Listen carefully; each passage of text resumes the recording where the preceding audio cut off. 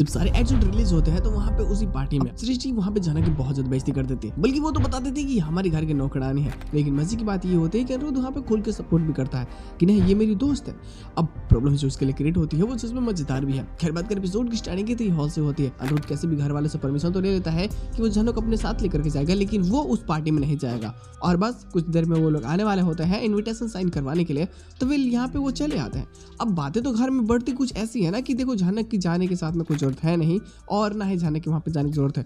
जो चीज हो चुकी है इस चीज से तुम खुद को दूर कर लो। लेकिन फिर भी वो तो नहीं मानता और यहाँ पे भी झूठ बोलने लगता है और कैसे भी ये जीत जाता है उन लोगों से। अब यहाँ पे जब वो लोग आते हैं लो तो इन्विटेशन इसको देते हैं जनक को, साथ में एक और इन्विटेशन होता है उसमें 2 होता है।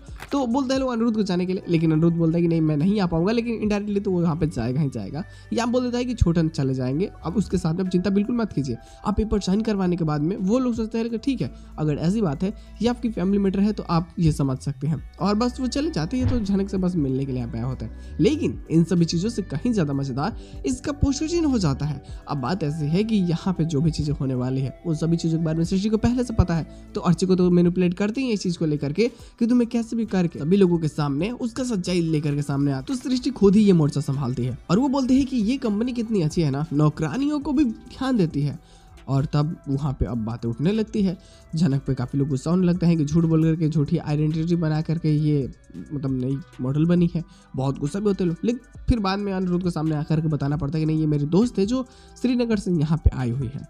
और कुछ ऐसी चीज़ें भी जो शायद 50-50 बातों में बोले तो देखो यार हो सकता है कि अपनी शादी को लेकर बताए कि हाँ मेरी फियांसी है, ऐसे चीज़ें।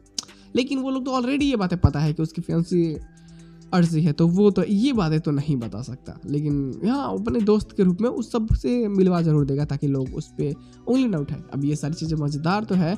आज के एपिसोड मान सकते हैं लोग कि इस फेस का पहला एपिसोड हो, जो आने वाले फेस में क्या चीज़ें होने वाली हैं उसको थोड़ी सी चीज़ें जस्टिफाई कर देता है। खैर जो भी चीज़ें होंगी बेहतरीन और मज़ेदार होगी तो मज़ा तो आएगा।